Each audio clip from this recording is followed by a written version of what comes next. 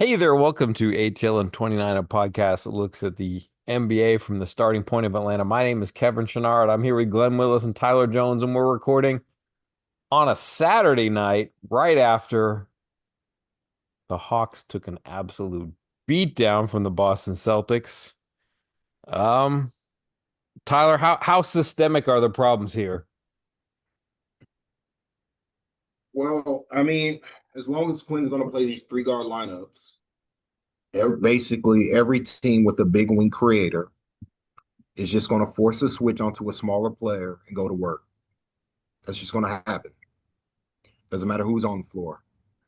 And if Quinn is going to continue to play these three guard lineups, the Hawks are going to continue to struggle against big wing players and or bigger size basketball teams in general because they're too small. Particularly it's not just that they're both too small and too weak, and uh, they got to end the V Krejci starting minutes. Um, it's just it's the Hawks are already at a deficit size wise without Zach and KP, and like similar to what was going on with Trey Young. A lot of the issues with Veet right now is that it's when he's forced to play at the wing spot at the three, basically he's too weak to hold his position on both ends of the floor. So he's not strong enough to set screens on offense, and he's not strong enough defensively to maintain his position, like on or off ball. And it's just too easy in general for teams to involve him with whoever they want to score on that possession, either get a switch or get an advantage because Veet's not offering any physical resistance um, to the action. And so, I understand, yes, the Hawks don't have a backup center. I get that. But to me, they do. And like Glenn tweeted this during the game, and he said, like, Mo and Asa shouldn't be playing center minutes. And I 100% agree with that. So why not just play them at power forward? Why not just go with Jalen Johnson at the small forward position while Zachary Reese is hurt and play bigger for as long as you can and then go smaller once teams go into their bench units, which typically are smaller units. Like I'm not understanding the game plan here. He gave the like he Jalen Brown could have scored 60 points tonight if Quinn was never going to put a bigger lineup on the floor than what he did tonight. Like if he's just going to throw V and CJ McCollum on the floor at the same time, Jalen Brown could have gone for 60. And like that to me, that's unacceptable. Like he complained. Like what 2 or 3 weeks ago complained about the Hawks being too small, but he chooses to do that, and to me, I just like I don't know. I just have questions. Like I don't understand why the Hawks didn't sign Charles Bassey with all these injuries. He was in preseason. I thought he played well enough to make the team. Um, But like considering that Nafali Dante never got a chance when he was here, Quinn was just never going to play them, and Ansi knew that. So like I'm not understanding what Quinn is trying to accomplish right now on both ends of the floor. Like that's just really my overarching issue. We can talk about the game in particular some more, but like I just feel like he complains about being too small, but this has been the issue the entirety of his time coaching the Atlanta Hawks because he chooses to play small. He refuses to adjust to the players he has available. Like, and I don't know. I don't. No, I mean, I think it was when I was on with Bobby Manning last night, one of the Boston writers, and he was asking me about Reza Shea and Reza Shea's absence, and it's like if you're, if you don't have Reza Shea and you don't have Porzingis, then it's like, okay, now you're too small at small forward, not very good at power forward on defense, and then too small at center, and you don't have any depth at center or small forward behind them. Like, what are you going to do? And that's all fine, but like, okay, once you find out that Dyson Daniels is out, You're going to play CJ McCollum? Like That's a decision. That's a decision that Quinn decided to make. I mean, I don't get that. Like, uh, like like literally, if you're gonna do that, then why do we trade Trey at all? Like, full stop. Like, if you're comfortable doing this defensively, why trade Trey this year? You know, like I'm sorry, I'm sorry. That makes no sense. You you I can't mean, expect you just like to me. I'm like you cannot expect to win basketball games in today's NBA if you're not willing to match up physically. That is the number one. You have to do that, or you give your team no chance. And like again, like I know the Celtics made every three they took, but they were getting to the rim at will too. Like it didn't matter. They could have picked, you know, they were picking and choosing. They could have got whatever they wanted from the Hawks the entire game. And Quinn just looked at it like, well, I got to swap out one guard for another and see what works. I understand the Hawks don't have the depth behind, you know, at the forward room, but like when you don't even try, like to me, I'm like, Okongwu, Asa, Jalen can work offensively. That I firmly believe that lineup can work. Has he tried it once this year? Like one time. Oh, I'm so, is Vit Krejci so damn good he has to play? What are we doing? Like Asa Newell at least has a size and athleticism at the forward position. Vit Krejci doesn't. You can play two power forwards together on the floor at one time. I promise you, multiple teams do it. They do it just fine. I you watch on any of the other 29 teams in the NBA Association. They will happily rather put on two power forwards at the wing spot, quote unquote, rather than play three guards. Because every team knows if you play three guards, you're not going to get defensive rebounds, you're not going to get stops in transition, and you're not going to get offensive rebounds. So you're entirely reliant on 3 point variance. You leave yourself no options if your three ball isn't going that night. Like you just give yourself no outs. You're constantly behind on the possession game. I don't get it. I don't get it.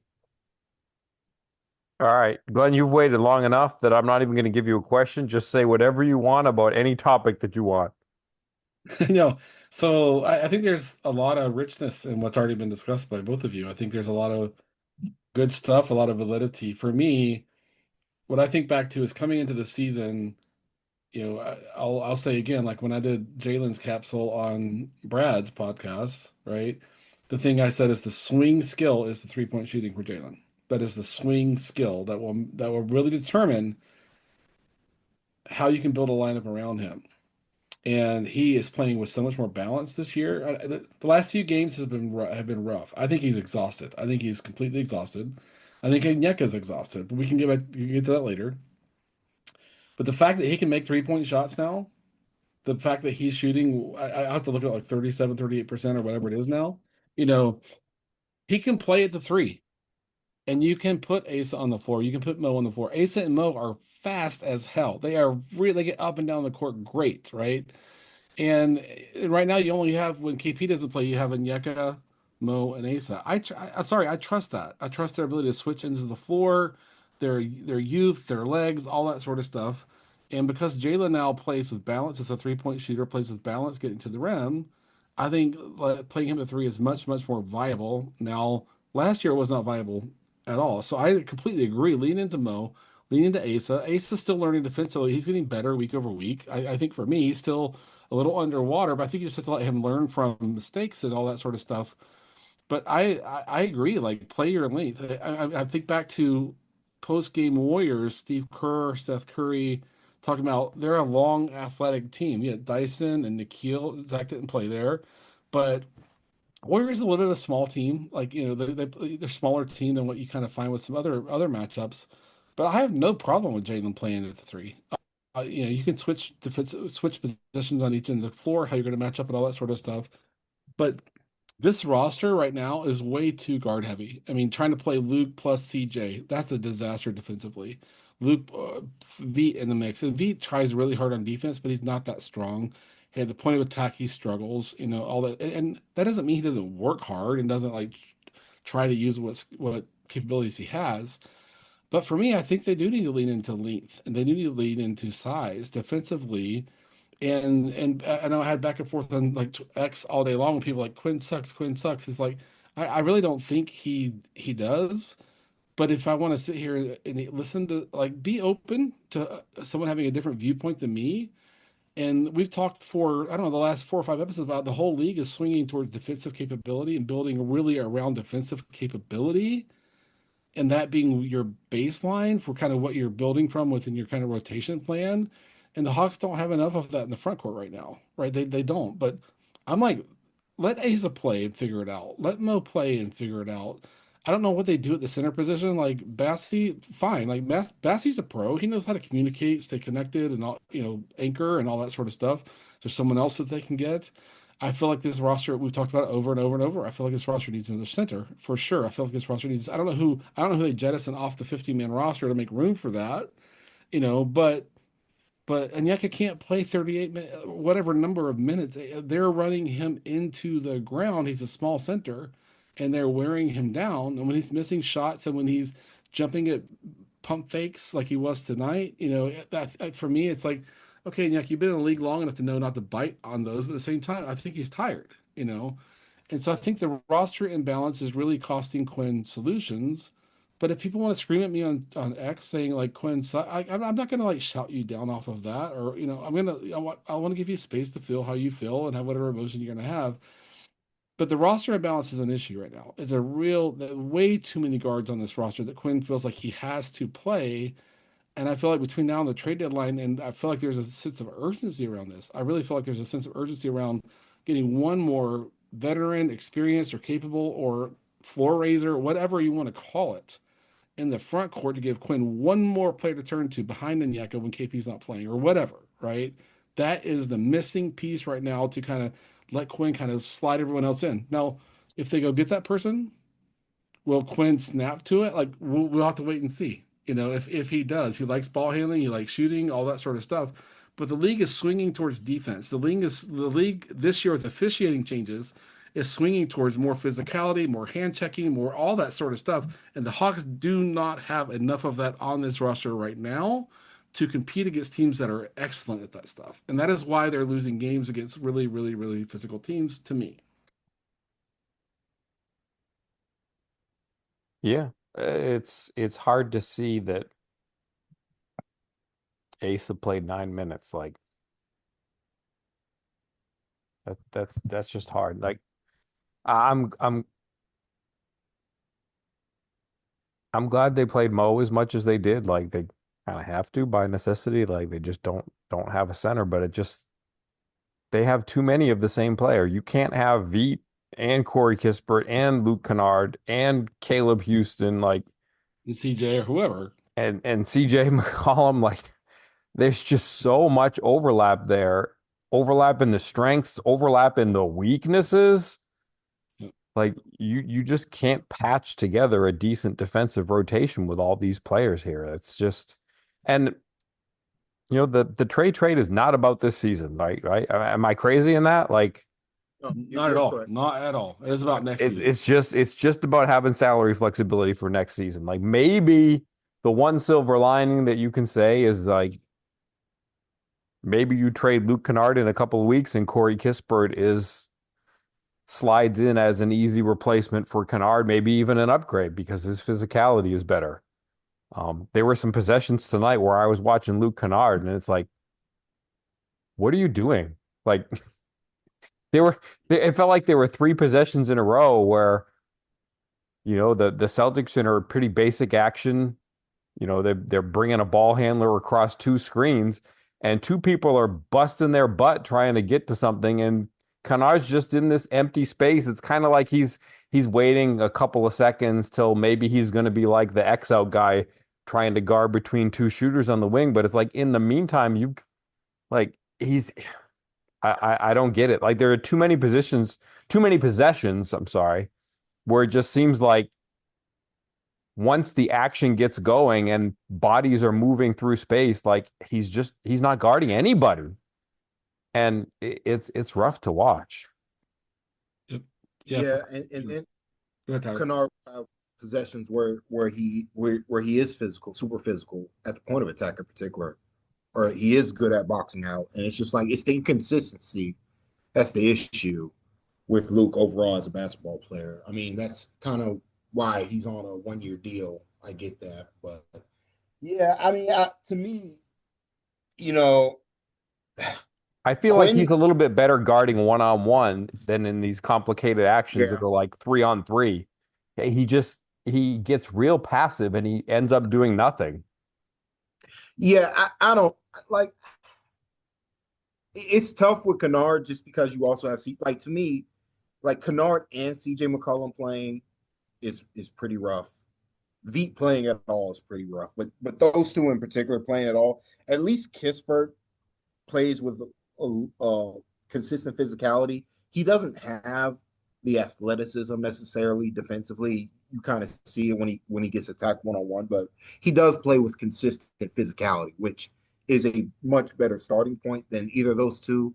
Granted, like he's bigger than they are, and that's kind of what the issue is there. So it's just like Yeah. if CJ McCollum's going to be a heavily featured as he is, then maybe you don't play Luke or you don't play him as much. But Luke had been playing pretty well before tonight. Like this was the worst. This was kind of back to the old Luke, so it's kind of frustrating.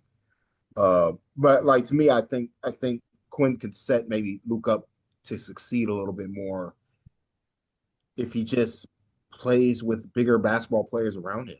Like Yeah. instead of asking him to play the three, ask him to play the two. I think that's just a better outcome. Like, okay, you don't have Dyson. Again, get Asa and Mo out there at the same time alongside Jalen. Or Yeah, yeah. like you have to give these guys a chance. And if that means you gotta cut minutes from Vit Krejci or even CJ McCollum or any of these guys, like Quinn should not, like, this is the thing. Like, I get it. He's a veteran coach. The players love him, all that. He should not care about these dudes' feelings. Play the best basketball players on your team, please. And Enough. that extends to when it's the fourth quarter and you're down by 40 and there's 8 minutes left in the game and Onyeka Okongwu and Jalen Johnson want to play out the string. No, you have to tell them, get ready for Monday. Like it's We a have hard message to send it.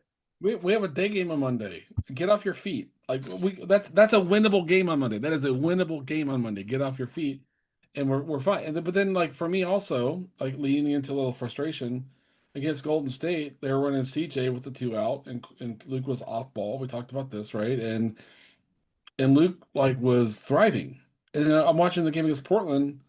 CJ and Luke are on the floor and they're running Luke two out. Like what why are we going back to running Luke two out? Like why is he back on ball? Like what are we doing here? And CJ's off ball.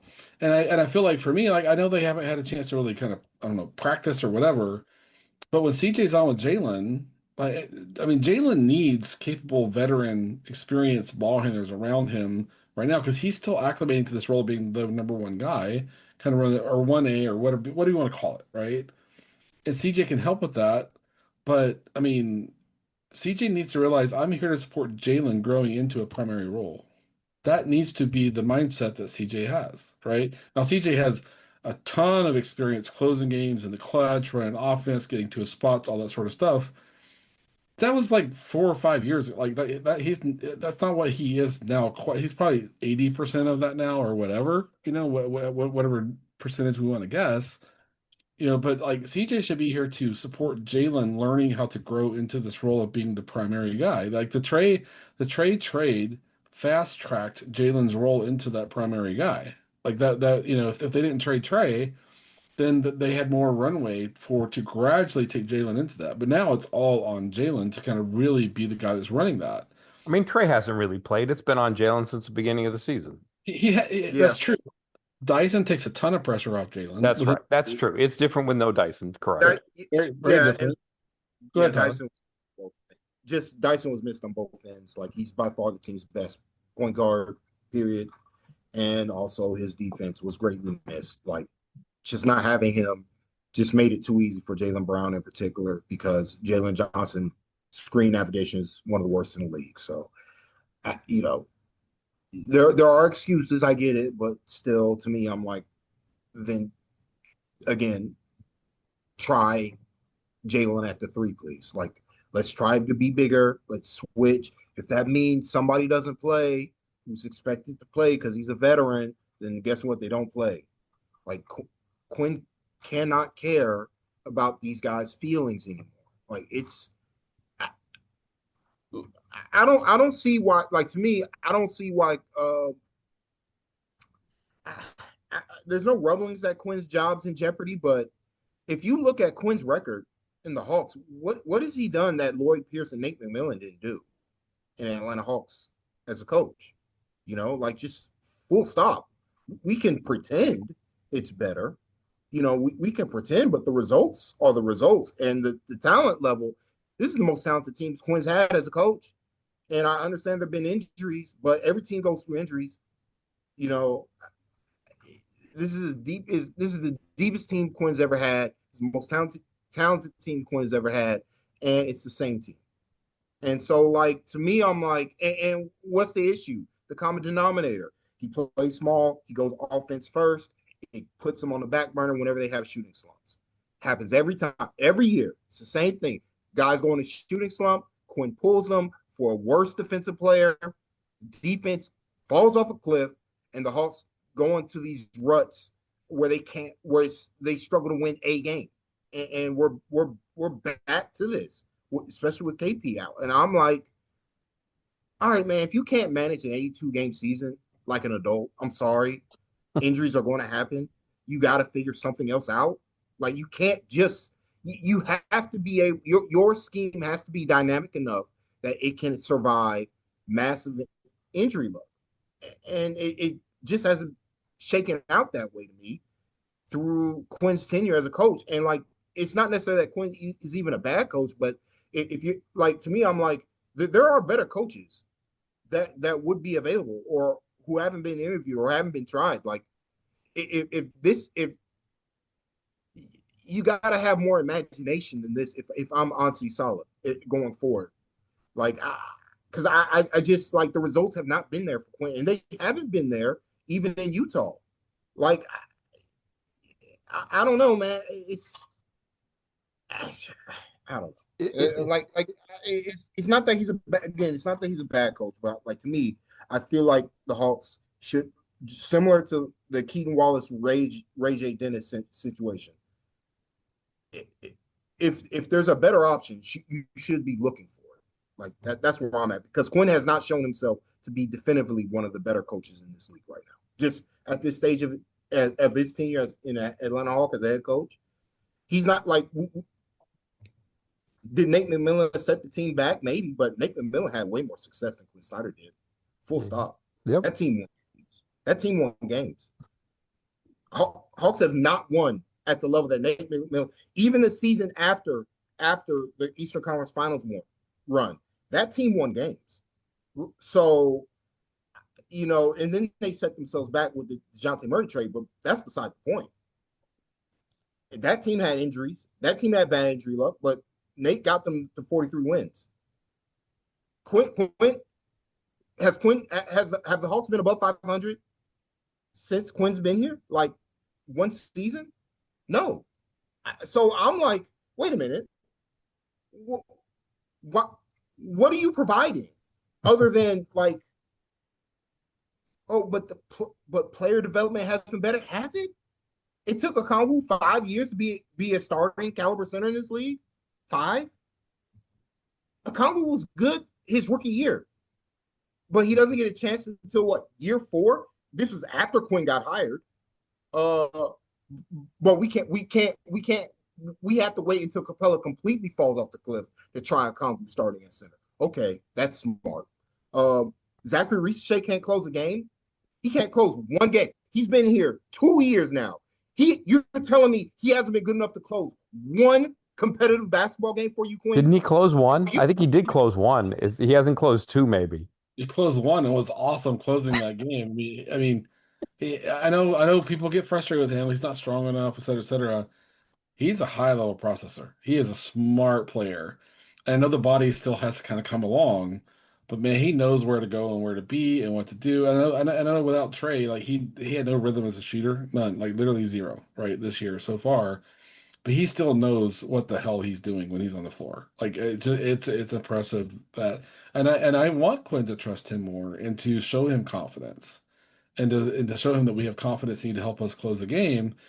I think that's important. He was number one overall pick for you, right? And we can, I know Hawks fans can argue over whether that was the right pick or the wrong pick, whatever. I'm not going to get drawn into that, But he's a high level processor. He's a smart player.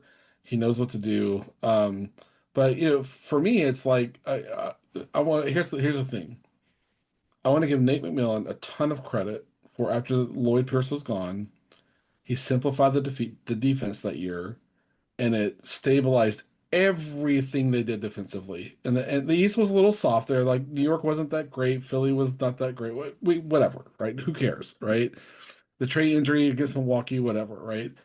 But Nate was like, we're going to simplify this defense, and they made a run through the Eastern Conference when Nate simplified the defense. But if you want to go on Basketball Reference and go look at what Nate's winning percentage in the playoffs is across his career, not great. Now, Oh did he yeah. have great? I mean, Did he have great teams? No, he didn't have great teams. So I don't want to like bang on Nate or whatever, you know. And when Quinn was in Utah, the Western Conference was freaking stacked. Like that was a gauntlet. And I think people are like, "Oh, Quinn has an under 500 playoff record." People don't know. Like to have a better than 500 playoff record, you basically have to win every series. Yeah. You have to win every series to have a better than 500 playoff record. But in Atlanta came in, DeJounte's on the team, DeJounte and Trey, how do you navigate that? The other issues, the roster, and this and that, all that sort of stuff. I remember the play-in game where they smoked Miami. They went to 6 games against Boston. Okay, but we never got to round two. So Hawks fans, I get it. Like you're frustrated with that. I totally understand that frustration, for me. But here's again, my when we talk about, I want to kick this. I want to say this and kick it to you, Tyler. The swing the last 2 years when teams are playing from behind, the younger coaches are swinging towards defensive rotations, defensive capability. We have to get stops to get back in this game. And we're going to use turnovers to create transition. We're going to rebound to create transition. And that is what Quinn is missing. Is like 10 years ago, spam 3-point shooting, go smaller, more ball handling. That does not work anymore. Big teams take the ball from you. Big teams create ball pressure and take the ball from you. And that is the thing that has changed. Younger coaches lean on defensive capability, defensive ball pressure to create runouts and to create more possessions in the game through their defense. And this Hawks roster is not set up to do that right now at all. No. And the whole rest of the league is swinging that way. And that is the delta that exists right now between what the roster Quinn has. We can bang on him or not, whatever you can think what you want. But playing from behind, the younger coaches are swinging towards defensive lineups to create more possessions, more runouts, easier points in transition. And the Hawks don't have that capability on this roster right now. well, that's because the coach doesn't want to play those types of basketball players to me. Because like I look at it differently. Um, like Kobe Johnson's just chilling in the G League right now. Jalen Johnson's little brother, he's just hanging out in the G League. Like, why wasn't he signed to a two-way? Because he could have helped this team out tonight with Dyson Daniels out. But like Kobe's 3-point shot isn't there, and I don't think Quinn wants to play. Quinn does not want to play guys who are not consistent 3-point shooters. Like that's been true. That was true in Utah. It's been true here. His system is heavily reliant on guys making catch and shoot threes, which is fair. Like I understand that, but I just think Quinn's not leaning enough into the possession game as schematically. Like he's punted on. He never gave N'Faly Dante a chance at center. Not one chance. Dante was healthy when KP was first out with injuries. And Dante never got a shot. And the Hawks have been without a backup center basically since what, November, late November, early December. And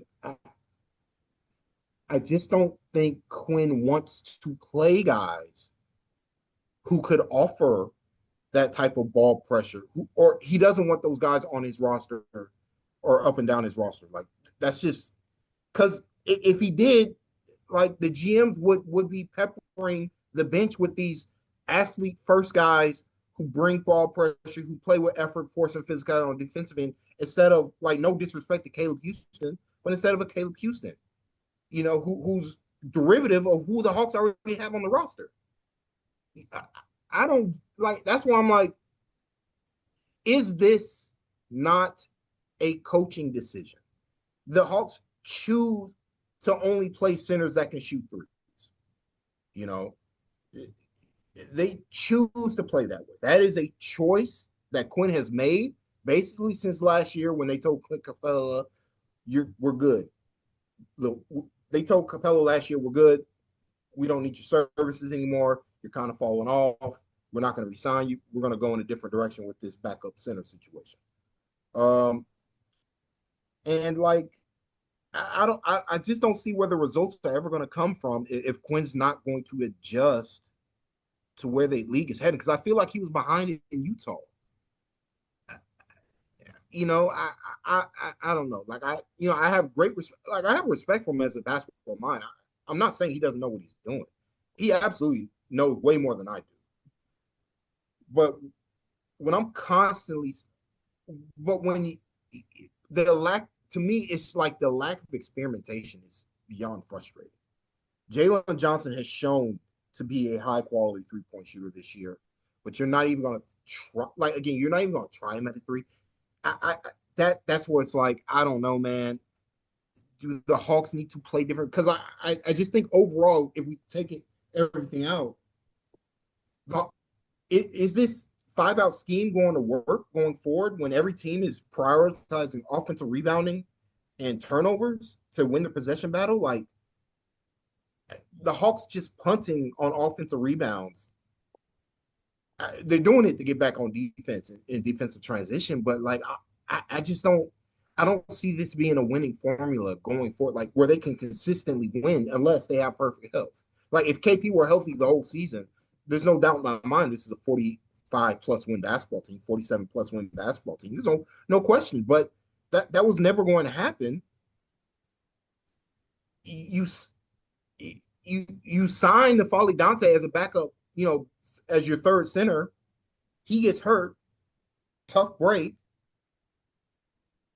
Why aren't we trying? Like I just watched the Celtics with Nemias Queta and Luka Garza, and respect to them both. They are not that good. But the scheme they play and that the fact that they execute that scheme helps them to overcome the talent gap that they actually have. Like they have a real talent gap at center, but it doesn't matter because of this how they play basketball on both sides of the floor. Yeah, yeah. It's accountability, right? And the Celtics have a lot of continuity in what they do. And Missoula's standard is if you don't do the things we ask you to do, you're not going to play. That's the standard, right? Now the Hawks brought in a very different roster this year, not as much continuity. Okay, so how much grace you want to give that Hawks fans? I'm not going to argue with you if you're like, no, a month in you should have it figured it all out. Okay, whatever. You can think that if you want to think that, that's fine, right? But the standard with Missoula is you're going to do A, B, C, D, E. You're going to do those things or you're not going to play. Like that is how it goes. That's how Spo runs it down in Miami, right? Yep. That's why Khalil Ware has lost playing time in the last few weeks is because he's slipping on sort of some of the accountability that's going on down there, right? The Hawks roster has been in flux for sure. The injuries have hurt, but there's still a level of accountability that I think has to be managed too for around all that stuff, right? Around all that stuff. And so I want to pull back and think, for the last few minutes, like the trade created a roster imbalance that the Hawks have to deal with right now. The Quinn has to deal with right now. And Hawks fans can say he should be better. Okay, I hear you. Or it's a harder job. Fine. Well, we can have different opinions on that for sure. But the way that the league works right now, to swing back, when teams are playing from behind, 10 years ago, coaches pushed in on ball handling and 3-point shooting and offense and spamming, all that sort of offense capability. Now you go watch a random game on League Pass. They are swinging defense and more possessions and turnovers and rebounding and all that sort of stuff and run out. And it is completely flipped. The model is completely flipped on how the younger coaches are managing through that stuff. And it's just interesting to see like the older coaches be like, is that what I do now? And go look at Quinn's age. Like, he's a little older than probably you think he is, you know? And I have a lot of respect for his processing, his mindset stuff, but the way that the league works now is completely different than it was 6, 8, 10 years ago, around fourth quarter, last half of the fourth quarter, whatever. And that's a thing. That is definitely a thing, right? Portland leaned into length. Portland owned the fourth quarter against the Hawks, completely owned the fourth quarter against the Hawks. They're playing Portland's a young. great example of what Tyler is saying about physicality. Yes, Thank you. They've got yes. they've got Denny Avia as the centerpiece, who tries to play bulldozer basketball, where he's just trying to get to the rim, get to the rim, get to the rim, bulldog his way there, and he's either going to knock somebody back or he's going to draw a foul or they're going to double team and he's going to kick out. And so they've got all these massive physical wings around him. And you know they've got a good recipe going there. Like that's Portland isn't like a world beater team, but they are on the trend of where the rest of the league is going. And it Absolutely. feels like the Hawks have gone completely opposite. And your point about, comebacks, what do you do when you're down 17 points? Like tonight was a perfect case in point of that. Quinn leaned offense. He put out some god awful lineup with I think it was like 4 minutes left in the second quarter. He went all offense and they got throttled. Like that lineup just got They went down, annihilated. And it they were was, down for like 12 to down 25, like in like no time or whatever it was, when the right? all offense lineup went out there, it was Dunsky. Like it was just done. And Yeah. we don't know enough, but at some point the question's going to be like, is there a disconnect between, what the front office wants and what the coaching staff at large wants? And it's going to be interesting to see, but it's right now the product is pretty brutal and just not physical enough. Not physical enough up front, not physical enough on the wing. Yeah. Dyson changes, I should say everything a lot. Uh, Some. some a lot we can right. But for me, like everyone's leaning into physicality and length and ball pressure and all that sort of stuff. And the Hawks do not have enough of that right now. No, they don't. And that is why they're probably going to finish with, I don't know, 39 to 41 wins, whatever number you want to kind of guesstimate at. And that's an issue. Now on the trade deadline, does Ansi do something or does Ansi just like we're putting to next year and whatever, you know? So, I get it. I get the frustration. I want to validate the frustration. And we could talk more next episode around kicking the can down the road, around the trade. So, Well, thank you for joining and good night, Bob. Hopefully we'll have something better to talk about soon. Good night, Bob. good, Bob.